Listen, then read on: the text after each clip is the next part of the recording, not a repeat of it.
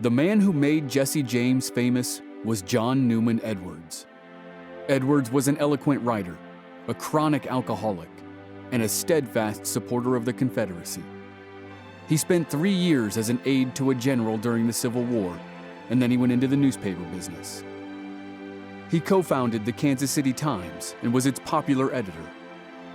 He wrote romanticized stories of old Confederate battles, and his readers loved them. He hated the government that ran Missouri after the war, and his readers loved that too. And in the spring of 1870, he met Jesse James. He'd heard about Jesse's attempt to avenge the death of Bloody Bill Anderson, and he was a fan. Jesse had killed an innocent man, of course, but it was the thought that counted. That summer, the summer of 1870, John Newman Edwards began a newspaper campaign that turned the James boys into folk heroes. He crafted images of the men for the general public who would never meet them in person, but who would follow their adventures with rabid appetites. Edwards described the two men separately and at the same time. Jesse laughs at everything, Frank at nothing at all. Jesse is lighthearted, reckless, devil-may-care. Frank, sober, sedate, a dangerous man always in ambush in the midst of society. And after John Newman Edwards built them up, the world heard directly from the outlaw himself, Jesse James, for the first time.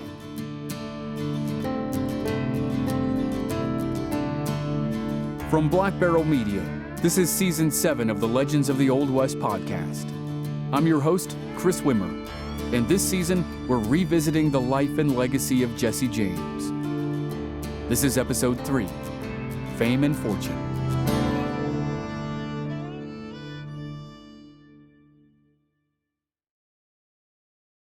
In June of 1870, Jesse wrote a letter to the governor of Missouri.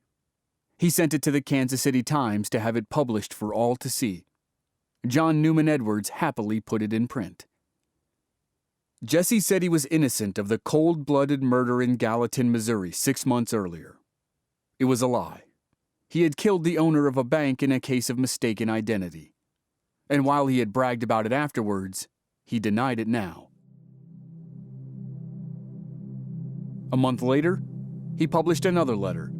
This time he claimed he had alibis who could prove he was innocent. Between Jesse's direct letters and Edwards' editorials, the propaganda campaign was off and running, and it was having an effect. Readers in Missouri began to lean in favor of the James boys.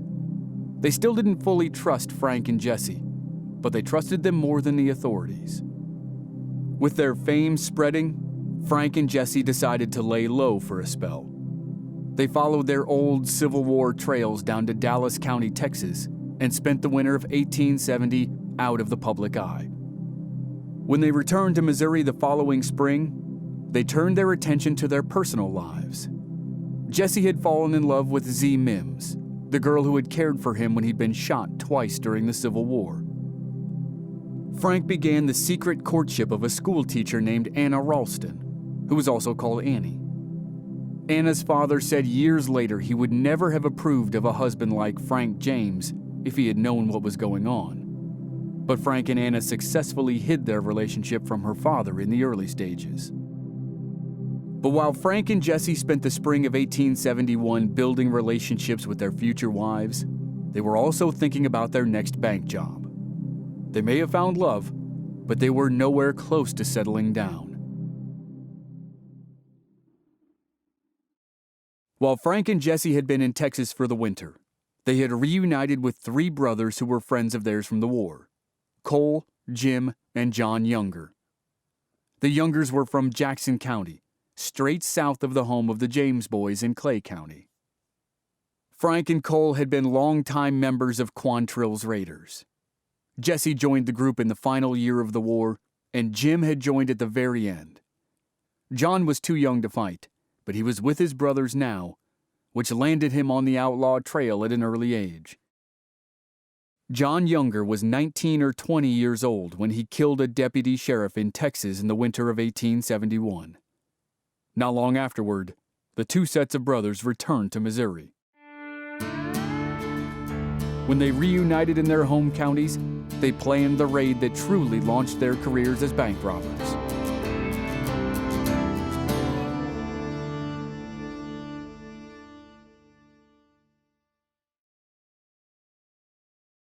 The gang was a four-man team: Frank and Jesse, Cole Younger, and their buddy Clell Miller. Miller was 2 years younger than Jesse, and like the others, he was a member of Quantrill's raiders in the war. But because of his age, he joined late in the action. His only battle was the fight that killed Bloody Bill Anderson. Miller had been wounded and then captured. He was nearly executed by federal troops, but a colonel from Missouri recognized him and helped save his life. Now, in June of 1871, he trotted north into Iowa with the James boys and Cole Younger. Their target was the Okabok Brothers Bank in Corydon, Iowa. The tiny town was just 10 miles north of the Iowa-Missouri border and about 100 miles from the gang's home turf. As they rode into town that day, they found a strange sight. The place was nearly deserted. They didn't know it yet, but almost everyone was at the Methodist church.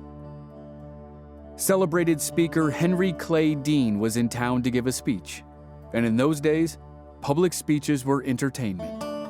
The local paper said there'd be free beer at the event, so of course, everybody showed up.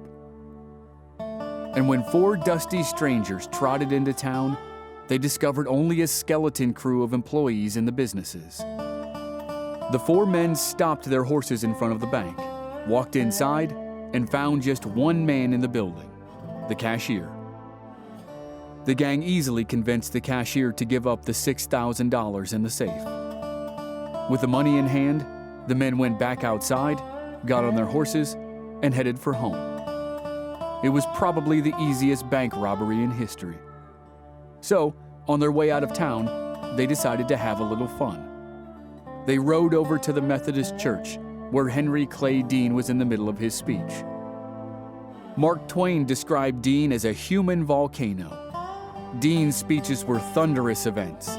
He shouted and gestured, and he held his audience in rapt attention. So much so that they didn't notice the four men who had ridden up to the venue.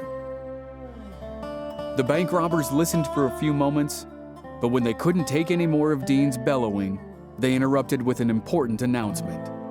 They shouted to the crowd that they had just robbed the bank. They waved the money in front of the audience, but no one believed them. The townspeople just turned back to Dean. Dean cursed them for being hecklers, and he continued his speech. The four men rode coolly out of town.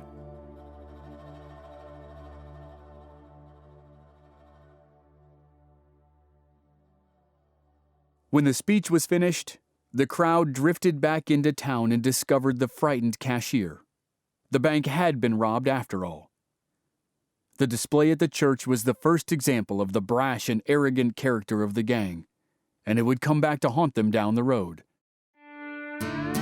Instead of riding quietly out of town with their money, they set themselves up for a run-in with a posse in their first encounter with the Pinkerton Detective Agency.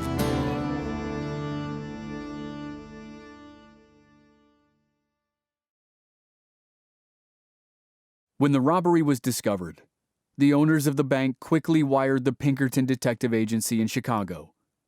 The founder of the agency, Alan Pinkerton, sent his son Robert to Iowa to handle the job.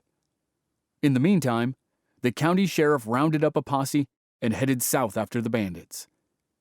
The majority of the posse stopped at the Iowa-Missouri border, but the sheriff and Robert Pinkerton kept going. Jesse and the gang traveled south for 2 days, stopping with friends and family along the way. At the end of the second day, they were relaxing at a supporter's house in Daviess County when they learned that the law was closing in on them. Robert Pinkerton and the Iowa County Sheriff had tracked the bandits to this home. Frank, Jesse, Clell Miller, and Cole Younger ran outside and hurried to the stable to get their horses. Pinkerton and the sheriff opened fire, but they were hasty and excited. They used up all their ammo in one burst. When the shooting stopped, the gang charged out of the stable and rode toward the thick timber in the distance. Pinkerton and the sheriff did not follow. The sheriff decided his job was done. He'd chased the bandits, but they'd escaped.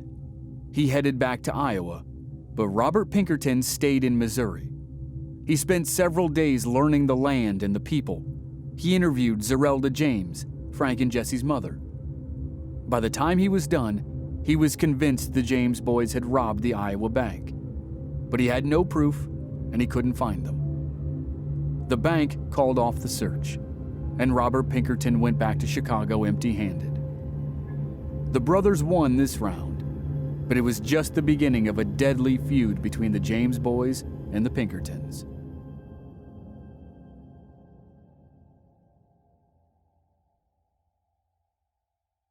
After the Iowa job, Jesse and John Newman Edwards cranked up the propaganda campaign. Jesse wrote a letter to the newspaper saying he and Frank were innocent, once again. And then he went one step further. He said he was actually the victim. He portrayed himself as a martyr.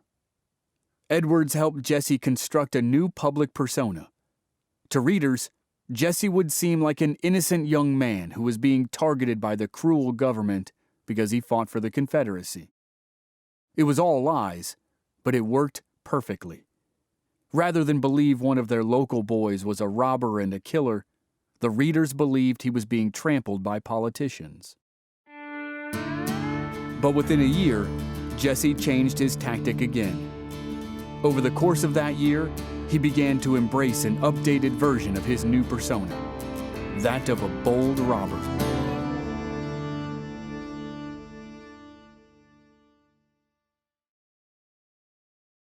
In April 1872, 10 months after the Iowa robbery, 5 men struck a bank in Columbia, Kentucky. Frank, Jesse, and Cole Younger were the core of the group. They shot the cashier and stole $1,500, but the heist was not much of a success. The cashier at the Columbia Bank knew about the robbery in Russellville, Kentucky 3 years earlier. Frank, Jesse, and Cole had also been part of that one. The cashier in Columbia vowed that he would never open the safe if he were unlucky enough to find himself in a robbery, and he kept his word. The bandits shot him at close range, and he still refused to open the safe. The wound was fatal, and the man died not long afterward. The gang had to settle for a small iron box that held $1,500 so they wouldn't leave completely empty-handed. Back in Missouri, September of 1872 was devoted to the Kansas City Industrial Exposition. It was similar to what we'd call a World's Fair, and tens of thousands of people traveled to Kansas City for the week-long event. That meant the ticket offices were miniature banks. They collected thousands of dollars a day, and they had no direct security. A large police force guarded the event, but apparently no one was stationed at the entrances. So on the 4th day of the fair, as the sun set in the background, 3 men rode their horses through the crowd to the 12th Street gate. They pulled cloths up over their noses in the classic outlaw disguises we've seen in hundreds of Western movies. One of the men shouted at the crowd to get back. The biggest of the 3 hopped down, walked up to the ticket booth, and grabbed the money out of the cash box. As he returned to his horse, the ticket seller ran out of the booth and tried to stop him. One of the men on horseback fired at the ticket seller, but he missed. He hit a young girl in the leg instead. The bandits stole $978, but if they'd arrived just 30 minutes earlier, they would have had $12,000. The fair's treasurer had collected the money at just the right moment. As usual, the 3 men were never identified, but they were almost certainly Frank, Jesse, and Cole Younger. Cole was a big, broad-shouldered man, and he was probably the one who took the money from the cash box. Even though the dollar amount from the Kansas City Fair robbery was relatively low, the brazen nature of the act sparked the most vivid article to date from John Newman Edwards. Here's a little of what he wrote. It was one of those exhibitions of superb daring that chills the blood and transfixes the muscles of the looker-on with a mingling of amazement, admiration, and horror.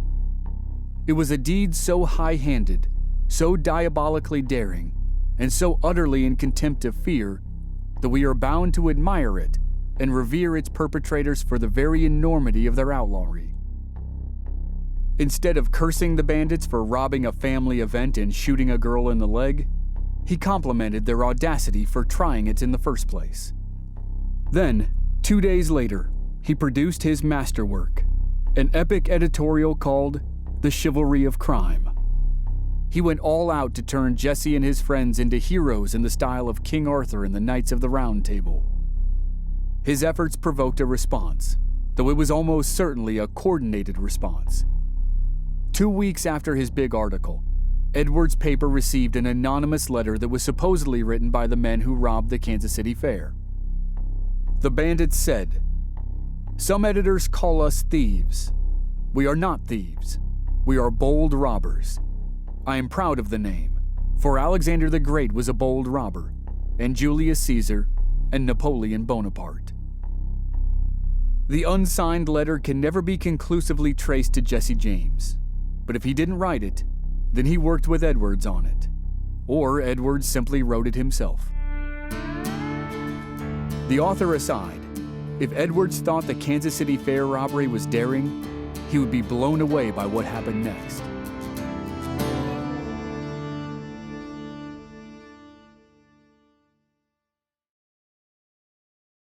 After the Kansas City Fair robbery and the publicity campaign in the newspapers, the winter of 1872 passed quietly. But when the weather warmed up, the boys were back at it.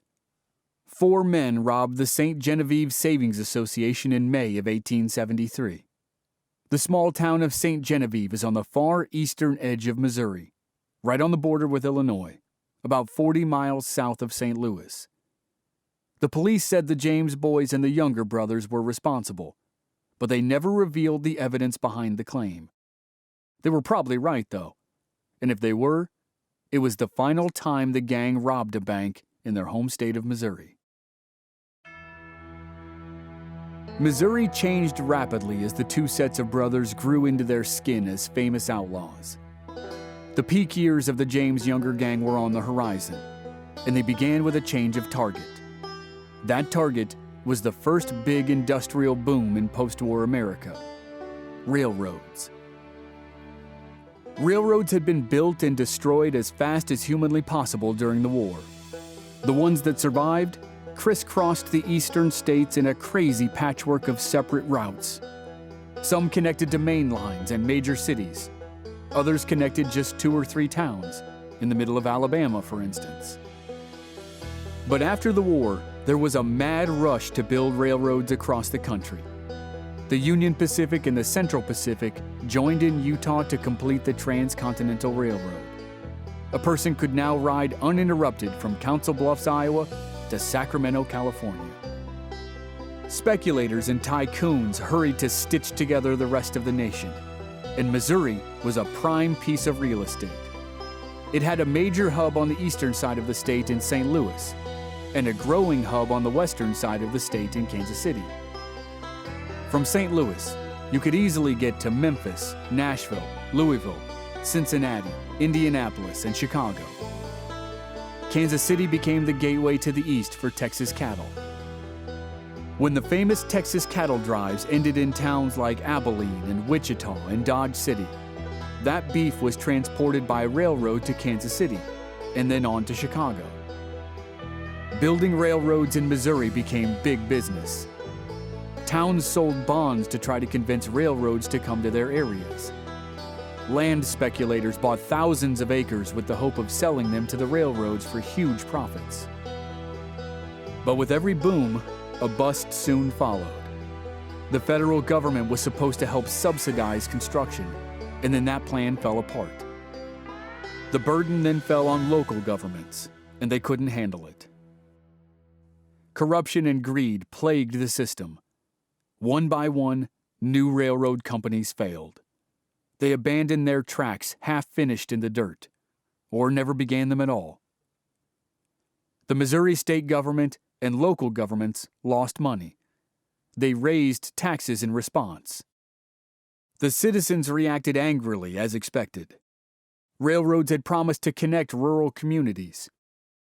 They were supposed to make it easier to travel and easier to buy goods, and they were going to bring new jobs to the areas. But very little of that happened. Missouri had the third highest debt to railroad companies in the entire Union. So when the James Younger gang began to rob trains in the summer of 1873, it wasn't just about stealing money. It was also about payback. At least that's what they wanted everyone to believe.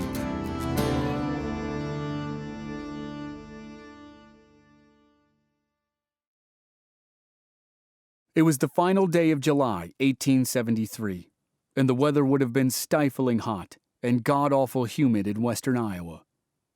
The town of Adair was situated almost halfway between Des Moines and Omaha, and it was positioned near the Chicago, Rock Island, and Pacific Railroad line. The 5 o'clock express train from Omaha to Chicago would pass over Turkey Creek Bridge a couple miles west of Adair. But before the train made it to the bridge, it would have to slow down significantly to make a sharp turn. It was the perfect place for an ambush. There was supposed to be $75,000 in gold on the train, and that was what led 6 men to western Iowa on this steamy summer night. Frank and Jesse James, Cole Younger, and 3 more men spent part of the day working in the heat to lay their trap. They hammered the train tracks to loosen them from their supports. They looped a rope through the tracks so they could pull them apart at the right time. And then they waited. Each man was armed with 2 new Colt revolvers and a Winchester rifle. Now, for the first time, they carried the weapons we've seen in countless movies. They split into 2 groups and stood on either side of the tracks. And lastly, they wore masks to hide their faces. Those masks made them look like members of the Ku Klux Klan. At around 8:30 p.m., they heard the unmistakable sound of the train rumbling down the tracks. It slowed to make the sharp turn before Turkey Creek Bridge. The 6 men yanked the rope and pulled the tracks apart. The engineer saw the tracks separate. He slammed on the brakes and reversed power, but it was too late. The train hit the loose section and careened off the tracks. The cars smashed into each other in an ear-splitting roar of grinding metal and breaking glass. The locomotive plowed into the dirt and fell off the tracks. The first baggage car jackknifed and slid onto its side. The second baggage car flipped over the tracks as smoke billowed out from under it. Passengers screamed as they were thrown around inside the cars. 4 bandits ran to the smoking train. 2 jumped into the passenger car and held their guns on the frightened riders. The other 2 jumped in the second baggage car and began the robbery. The remaining 2 stayed outside as guards. One of the 2 men who entered the baggage car was Jesse James. At this point in his young career, he believed he really was the daring outlaw hero who had been created by John Newman Edwards in the newspapers. Jesse ripped off his mask. He didn't care if people saw his face. He pointed his gun at the man who controlled the money, the express messenger, and demanded the key to the safe. The man gave it up willingly. Jesse removed $2,300, but that was about $73,000 short of what he expected. He demanded to know where the rest was hidden. The express messenger said that was all the money on the train. Then he pointed to the sacks on the floor. The rest of the load was in the form of raw ore, about 6,000 pounds of bullion. It was on its way east to be refined and turned into coins. There was no way the gang could carry that much weight. They escaped with $2,300 and disappeared into the night.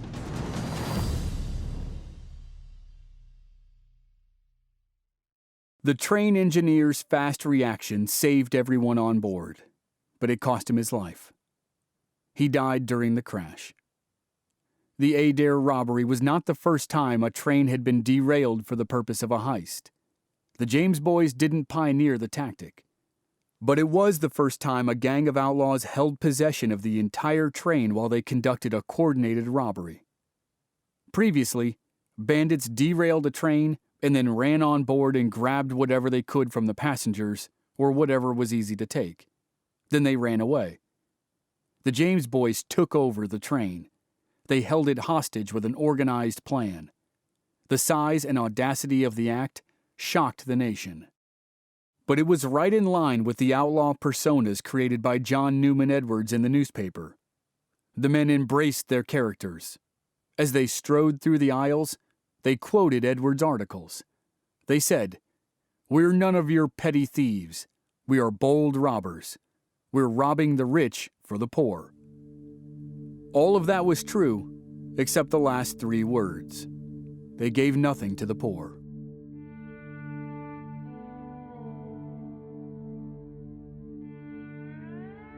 Next time on Legends of the Old West, it's the beginning of an unprecedented 2-year run for the James Younger gang. They robbed stagecoaches and another train and watched their fame continue to grow in the newspapers. But with more attention comes more heat. The Pinkertons are back on the trail of the James boys, and the case turns deadly. That's next week on Jesse James, Director's Cut.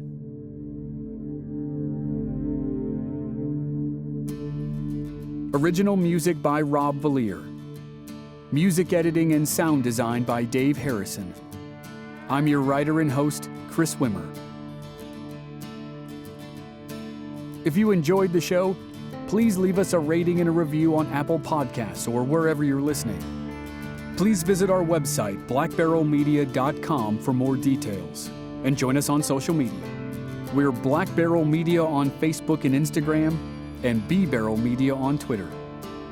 And if you want to contribute to the production of our shows and receive discounts on merchandise, please visit our Patreon page. That's patreon.com/blackbarrelmedia. Thanks for listening. We'll see you next week.